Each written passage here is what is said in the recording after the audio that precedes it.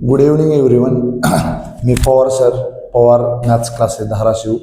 तर आज एक व्हिडिओ करण्याचा एकच उद्देश आहे की आपण जर 2018 पासून 2026 पर्यंतचे जर पेपरचं ऑब्झर्वेशन केलं तर प्रत्येक पेपरमध्ये क्रॅमर्स रूल या कन्सेप्टवरती क्वेश्चन आहे. आणि हा जो क्रॅमर्स रूल आहे हा क्रॅमर्स या सायंटिस्टने शोधलेला आहे आणि आपल्याला तो लिनियर इक्वेशन इन 2 व्हेरिएबल जो की अल्जेब्रामधला फर्स्ट टॉपिक आहे आणि तो जवळपास मला वाटतं ऑर सहित जो आहे तो 12 मार्क्ससाठी चॅप्टर आहे. आणि त्या चॅप्टरमध्ये प्रत्येक वर्षी आपल्याला या क्रॅमर्स रूलवरती क्वेश्चन पाहायला मिळतो. आणि आजच्या व्हिडिओतून मी तुम्हाला हे सांगणार आहे की क्रॅमर्स रूल एकदम सोप्या पद्धतीमध्ये, एकदम इझी गोईंगमध्ये आपल्याला कसं लक्षात ठेवायचं आहे. त्यासाठी आपल्याला काहीच करायचं नाहीये, फक्त हा व्हिडिओ जो आहे तो शेवटपर्यंत बघायचा आहे. आणि मी तुम्हाला अशी गॅरंटी देतो की तुम्ही जर हा व्हिडिओ पूर्ण बघितला तर तुम्हाला जास्ती क्रॅमर्स रूलचे म्हणजे जे कन्फ्युजन आहे तुमच्या डोक्यामध्ये की कसं लक्षात ठेवणार, ते सगळं कन्फ्युजन मी आज इथं दूर करणार आहे. तर सर्वांनी शेवटपर्यंत बघा. सुरुवातीला आपण सुरुवात करतो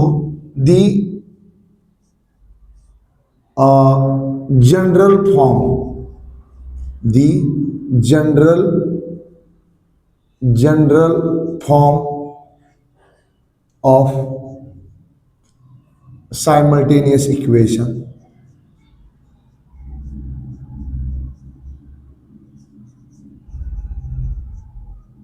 आपल्याला माहित आहे की आपला जो जनरल फॉर्म आहे तो ax plus by plus c is equal to 0 असा आहे.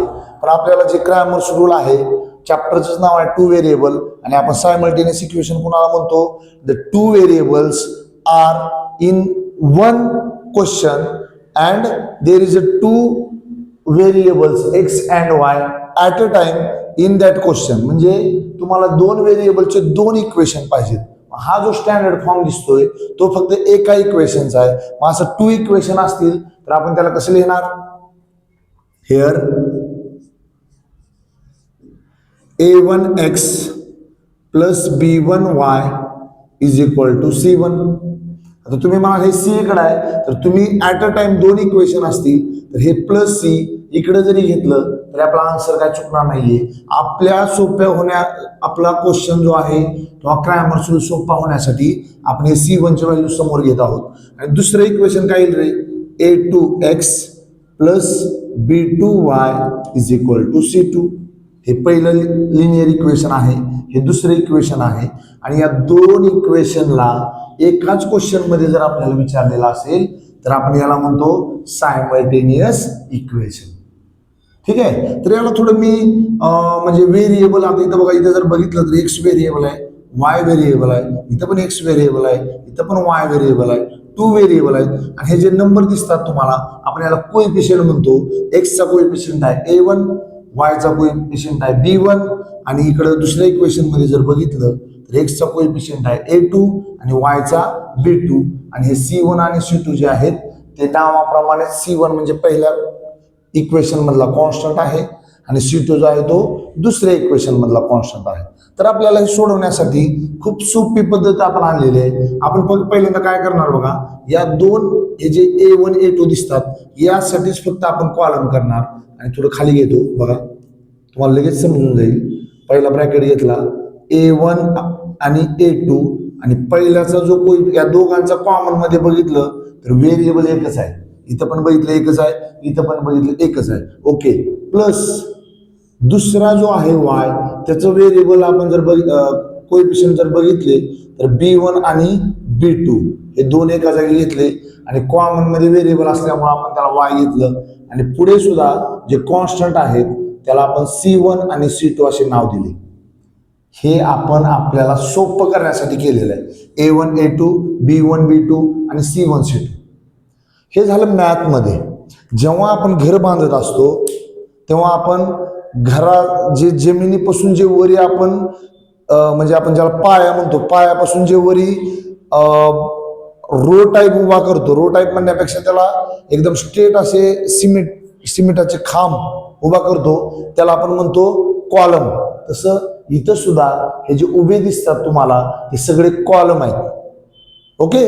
आणि मग या कॉलमला जर आपण नंबर दिला तर इथं पहिला नंबर कुणाला जाईल रे? पहिला नंबर जाईल बघा या ब्रॅकेटसाठी A1 A2. दुसरा नंबर कोणासाठी जाणार? B1 B2. आणि तिसरा नंबर जाईल बघा C1 C2. हे आपण नंबर देऊन घेतले. आणि आता आपल्याला जे आपण dx आणि dy ज्या व्हॅल्यू या क्रॅमरच्या सायंटिस्टने शोधलेले त्याचा अभ्यास करणार आहोत. आणि जेव्हा तुम्ही d चा अभ्यास करता, डिटर्मिनंट किंवा आपण d जो पहिला सिम्बॉल आहे त्याच्यासाठी तुम्हाला एकच नंबर लक्षात ठेवायचा आहे 12. एक खूप सोप्या पद्धतीमध्ये 12 म्हणजे काय? आता तुम्ही म्हणाल आता 12 नंबर इथलाच तयार केलेला आहे आपण. 1 आणि 2 12 कसं ऍड झालेलं आहे बघा. 1 हा पहिला कॉलम आहे, 2 हा दुसरा आहे. आणि तुम्हाला 1 इथं 12 लिहिले याचा अर्थ असा आहे d इज इक्वल टू तुम्हाला असा डिटर्मिनंट बनवायचा आहे. 1 म्हणजे कोण रे? A1 A2 हा फॉर्म्युला आहे. आणि दुसरा बघा, दुसरा कोणता फॉर्म्युला आहे?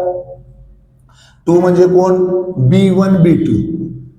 B1 B2 हा फॉर्म्युला तुम्ही अशा पद्धतीने जर लक्षात ठेवला नंबरच्या फॉर्म मध्ये तर तुमचा तो फॉर्म्युला कधीही विसरणार नाही. त्यासाठी फक्त एकच कंडिशन आहे की जे व्हेरिएबल तुम्ही कोएफिशियंट घेतलेले आहेत 1 2 3 याला अशा पद्धतीने जर तुम्ही लक्षात ठेवलं तुम्हाला काहीच करायचं नाहीये. फक्त एवढं इक्वेशन लक्षात ठेवायचंय. आणि बेटा आपण नाही तिथले नंबर लक्षात ठेवतो, नाही तिथले मोबाईल नंबर पाठ करतो, त्यापेक्षा तुला 3च नंबर इथं पाठ करायचे.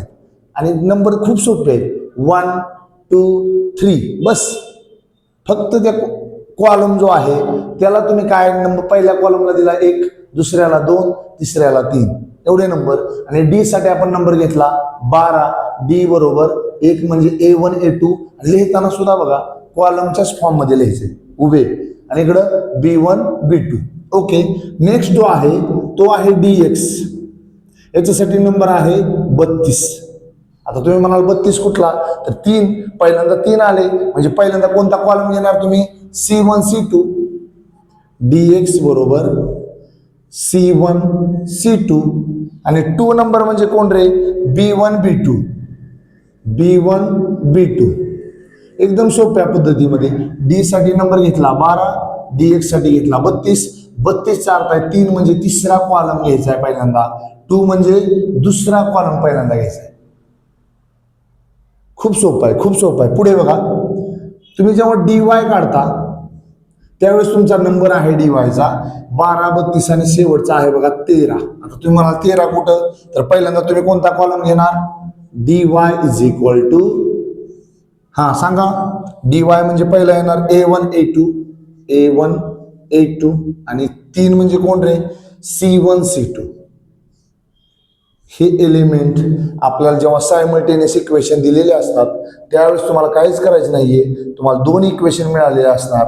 त्यामध्ये A1 कोण आहे तुम्ही लिहा, A2 कोण आहे लिहा, B1 B2 लिहा, C1 C2 लिहा. लिहिताना सुद्धा तुम्ही असे उभेच लिहा नंबर. आणि मग तुम्हाला ह्याला नंबरिंग तुम्ही आपल्या रफ मध्ये द्या किंवा पेपर मध्ये दिला तरी काही चुकणार नाहीये. हे पहिली गोष्ट लक्षात घ्या. आणि आपण पहिल्यांदा डी साठी कोणता नंबर घेतला? 12.